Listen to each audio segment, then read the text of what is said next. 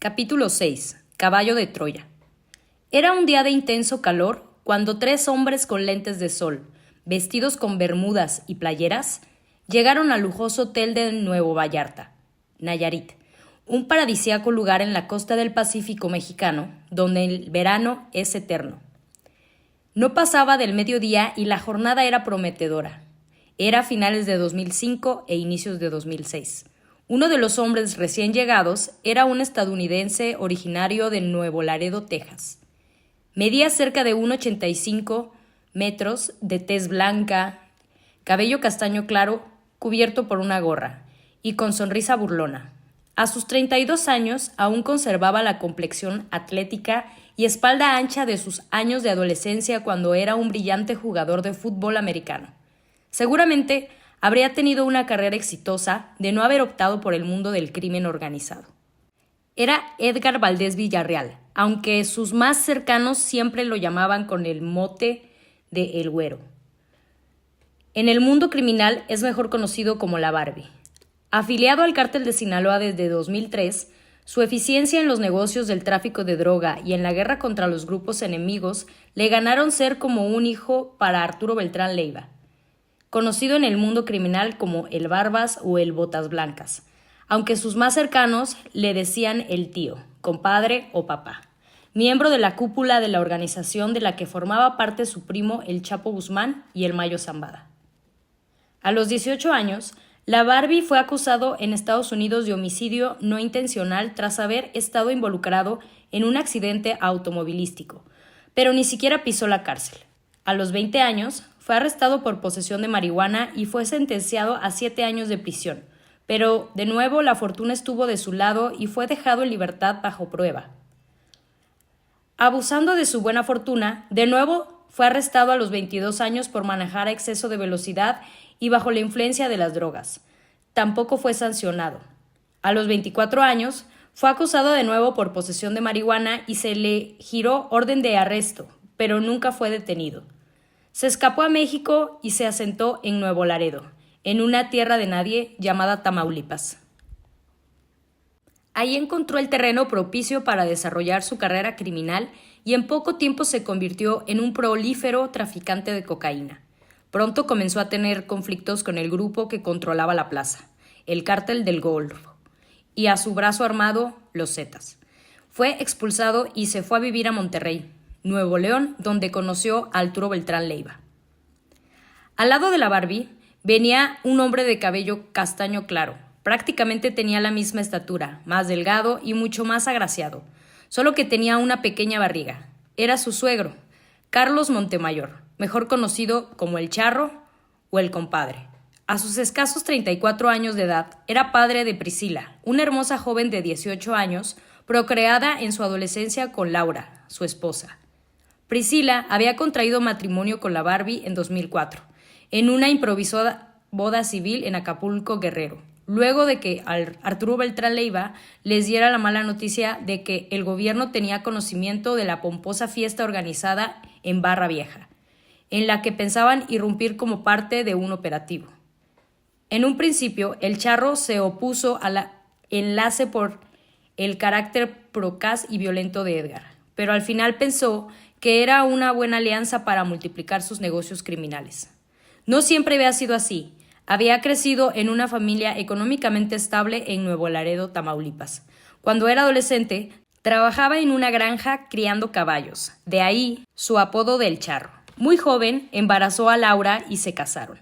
La pareja se mudó a Estados Unidos y ahí Carlos fundó la empresa CMG Trucking. Sus negocios legales eran prósperos. Obtenía ingresos de entre 5 millones de dólares, pero en 2002 conoció a la Barbie y ahí comenzó a poner su servicio su línea de transportes. Su eficiencia para traficar hasta 180 kilos de cocaína por viaje a Estados Unidos lo convirtió rápidamente en un importante socio del cártel de Sinaloa y la llamada Federación. Ese día, el Charro iba vestido todo de blanco. Era su época de afición a la santería. Había pasado varias semanas en Cuba adiestrándose en la materia y ese 2006 usó por al menos 6 meses seguidos vestimenta blanca. Por separado llegó un hombre de 37 años, cabello castaño, tez blanca y barba perfecta. Donde quiera que se presentaba era imposible que pasara desapercibido. Medía casi 2 metros y pesaba al menos 110 kilos. No por nada las agencias de inteligencia del gobierno de México lo tenían fichado como el Grande, el Comeniños o el King Kong. Era Sergio Villarreal Barragán. En aquella época era un integrante con alto rango en el cártel de Sinaloa. Brazo derecho de Arturo Beltrán Leiva, a quien llamaba afectuosamente compadre. Cuando tenía 20 años, entró a la policía ministerial de Coahuila, pero sus ambiciones iban más lejos. En 1992 logró un puesto en la Policía Judicial Federal, PJF, en la Procuraduría General de la República, PGR. Pronto formó parte de un grupo antiguerrilla y se especializó en guerrilla urbana. Había sido adiestrado en Irak y Guatemala. Cuando en 1994 estalló la revuelta del Ejército Zapatista de Liberación Nacional, EZLN, en Chiapas, integró un grupo de élite que fue enviado a San Cristóbal de las Casas con un solo propósito: eliminar al subcomandante Marcos. El vocero y símbolo principal del EZLN no fue necesario porque 3 meses más tarde fue firmado el acuerdo de paz. Años después, regresaría a ese estado como enviado del cártel de Sinaloa para encargarse de la llegada de cientos de toneladas de cocaína provenientes de Sudamérica. Sus acercamientos con los traficantes de drogas iniciaron desde la década de los 90, cuando conoció en un retén de la PJF en Samalayuca, Chihuahua, a Amado Carrillo Fuentes, el Señor de los Cielos, con quien entabló amistad. En sus ratos libres, ayudaba al cártel de Juárez a recargar de gasolina a los aviones con cocaína cuyo destino final era Estados Unidos, y andaba como escolta de Amado. Dejó la vida criminal cuando salió de la policía judicial y probó suerte como empresario en Tamaulipas. En el 2000, el cártel del Golfo intentó extorsionarlo, a lo cual se negó. En represalia asesinaron a su cuñado. Fue entonces cuando en 2001, en busca de protección, fue presentado con el Barbas en Monterrey. Arturo, habilidoso, era para aprovechar toda ocasión para ampliar su negocio. Notó la rabia y el potencial del Grande. Dado su complejo entrenamiento, en vez de ofrecerle protección, lo invitó a sumarse al cártel de Sinaloa, al cual perteneció hasta 2008, cuando comenzó la guerra del Chapo y el Mayo contra su compadre Arturo, hacia quien siempre mantuvo su lealtad. En aquella época, Villarreal Barragán era el jefe de plaza del cártel en la comarca lagunera. Habitaba en Torreón, Coahuila, en una residencia a la que llamaban Los Pinos, igual que la residencia oficial donde vivía el presidente de la República con su familia en aquella época. El nombre no era porque la casa que ocupaba el Grande se asemejara a la de Miguel Alemán, de estilo francés, sino porque la propiedad estaba rodeada de ese tipo de árbol. Barragán Villarreal era respetado y temido en la comarca y tenía un talento por hacer relaciones públicas. No por nada el Barbas le encargaba constantemente no solo dirigir el poderoso brazo armado Fuerzas Armadas Especiales de Arturo, mejor conocido como FEDA, sino también hacerse cargo de relaciones con la clase política, funcionarios y empresarios que pudieran ayudar y proteger a la organización criminal. De hecho, ese era el propósito de la reunión a la que él había convocado a la Barbie y al Charro. Pasaban por simples vacacionistas. Nadie se preocupó por los 5 autos con escolta en que llegaron al resort, incluyendo una camioneta Avalanche blanca nuevísima de superlujo, recién adquirida en Torreón, Coahuila, propiedad del Grande, a la camioneta Volvo de la Barbie. Los escoltas de los integrantes del cártel de Sinaloa se quedaron a un costado de los autos. Nadie se asomó al interior para ver las armas largas que llevaban en caso de alguna emergencia. Entre los 3 gigantones venía un guerrerense, también vestido de shorts, camisa polo y gorra.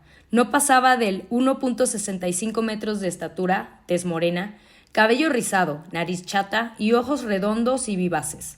Se trataba de Roberto López Nájera, quien acababa de cumplir 27 años y era un abogado graduado de la Universidad Loyola del Pacífico, ubicada en Acapulco.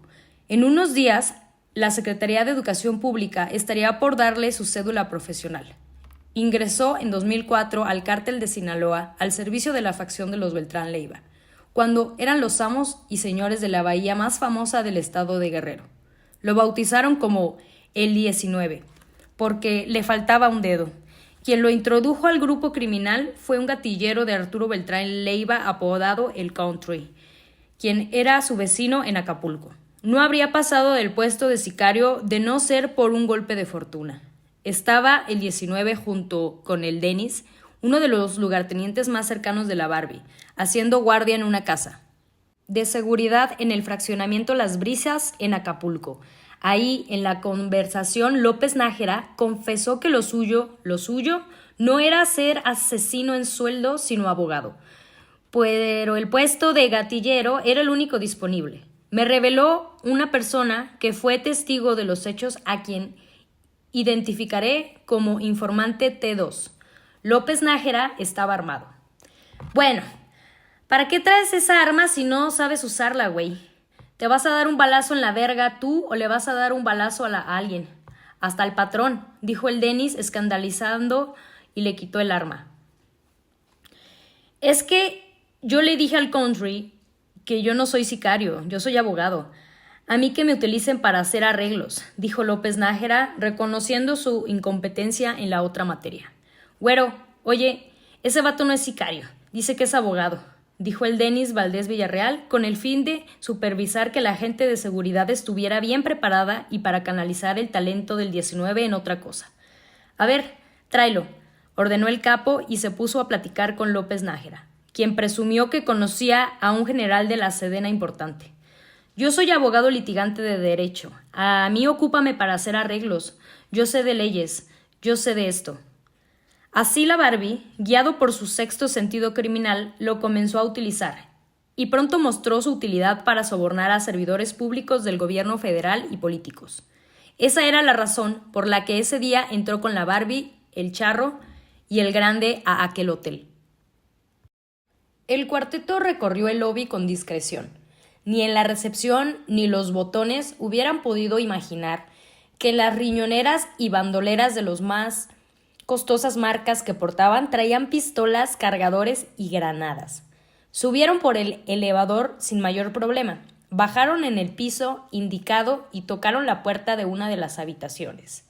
Abrió un hombre que rondaba los 36 años, vestido de manera sencilla, con jeans y camisa. El Grande lo abrazó efusivamente. Era el empresario de la comarca lagunera Héctor Francisco León García, mejor conocido como Pancho León. De estatura media, rostro cuadrado con hoyuelas en las mejillas, tez morena clara y cabello tan tupido que peinado hacia atrás formaba sobre la frente una línea recta.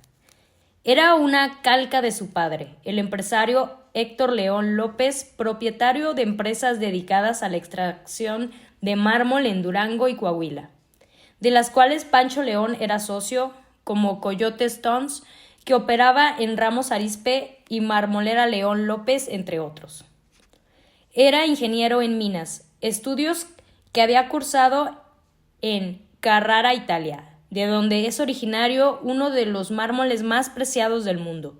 Era integrante de una familia con mucho poder económico, y él sin duda tenía talento para continuar los pasos de su padre, pero tenía otras inquietudes: incursionar en la política.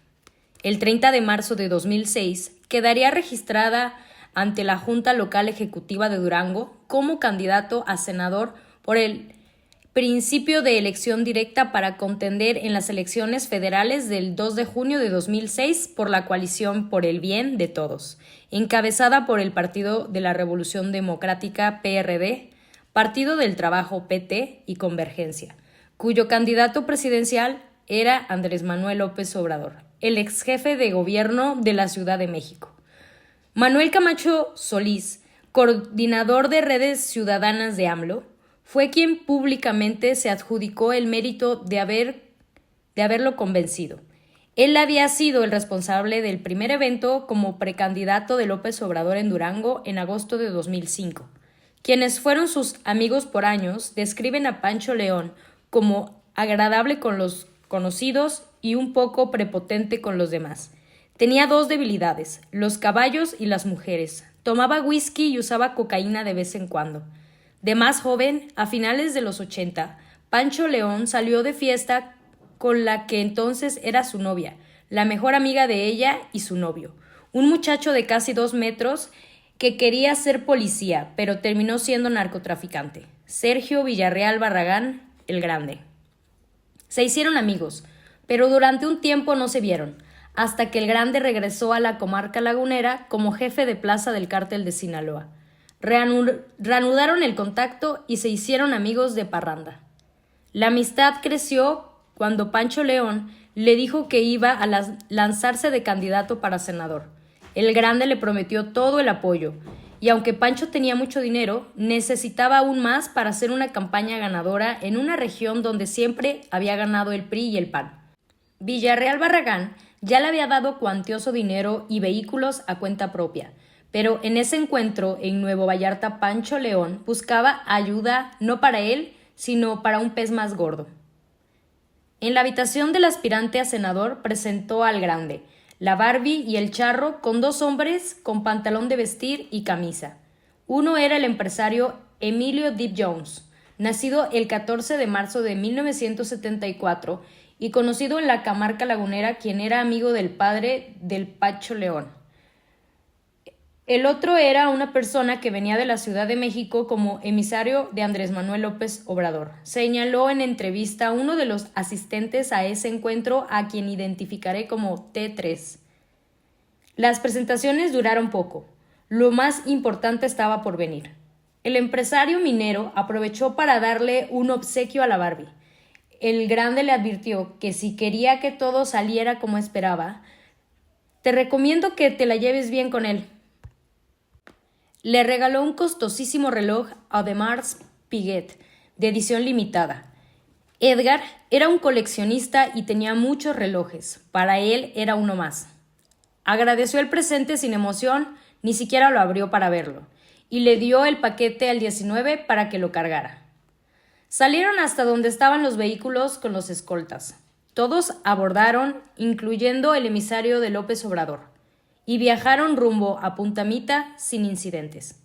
Quien estaba encargado de plaza por parte del cártel de Sinaloa en Nueva Vallarta era un sujeto apodado El Pepino, que se hizo cargo de la logística para que el traslado se llevara a cabo sin contratiempos. Llegaron a una elegante residencia de una tonalidad amarilla en una zona exclusiva con vista al mar, describió el T3. La mansión estaba custodiada por un fuerte dispositivo de seguridad. Contaba con un sistema de irrigación para mantener el jardín verde, pero el agua que se utilizaba era tratada, por lo que llegaba a oler a drenaje. El anfitrión era el excéntrico y temido narcotraficante Arturo Beltrán Leiva. Lucía pulcro y acicalado, con la mezcla de perfumes de la casa Clive Christian que él mismo hacía para tener un olor único.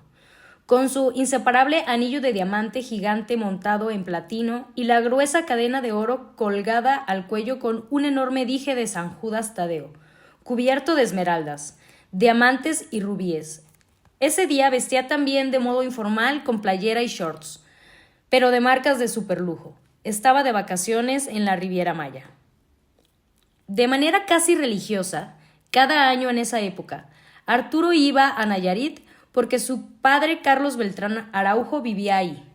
Nacido en 1961 en una pobre ranchería de Badiraguato, Sinaloa, a sus 44 años, Arturo era considerado un rey entre los narcos. Hijo de Carlos Beltrán Araujo y Ramona Leiva, era el mayor de 9 hermanos. A los 12 años quedó huérfano de madre y entre sus brazos murió de enfermedad su hermano menor. Se prometió a sí mismo ocuparse de sus hermanos y así hizo sus primeros intentos en el mundo ilegal sembrando con el Chapo, su primo, el primer plantío de marihuana. Después intentó ser robacoches en Durango. Policías lo detuvieron y torturaron, dejándole una pequeña protuberancia en la espalda que asemejaba a una pequeña joroba. De la cárcel se las ingenió para escapar. Yo triunfo porque triunfo. Fue su mantra. Entró de lleno al mundo del narcotráfico como gatillero de un cacique en Sinaloa y así conoció a Amado Carrillo Fuentes, el Señor de los Cielos. Trabajó con él al mismo tiempo que el Chapo, mientras este último estuvo en prisión en 1993 a 2001. El Barbas creció como la espuma en el cártel de Sinaloa. Gracias a su eficiencia criminal y su amistad con los proveedores de cocaína más importantes de Colombia, había contribuido a convertir al cártel de Sinaloa en un imperio criminal de talla mundial. Para el 2006, era el integrante más rico de la organización, más que su primo Joaquín Guzmán Loera y que el propio Ismael Zambada García, lo cual generaba celos y envidias. Con las decenas de millones de dólares mensuales que ganaba traficando droga, prácticamente no había persona o cosa que Arturo no pudiera comprar. En su mejor época llegó a ganar hasta 400 millones de dólares al mes. Era un coleccionista de mujeres y adicto al sexo.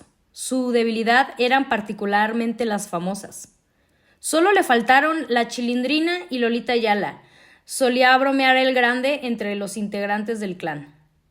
En 2006, cuando estaba por terminar el sexenio de Vicente Fox, junto con todos los integrantes del cártel y de la Federación, contaba con el apoyo gubernamental.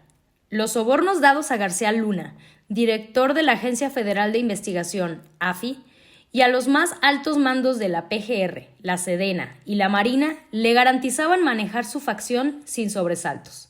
Pero si algo había aprendido Arturo, era a ser precavido. Lo más fácil era comprar políticos, sobre todo en época de campaña, porque cegados por su afán de ganar a cualquier costo, vendían su alma al diablo. Y él, como Mefisto, era el más eficaz para capturar ánimas.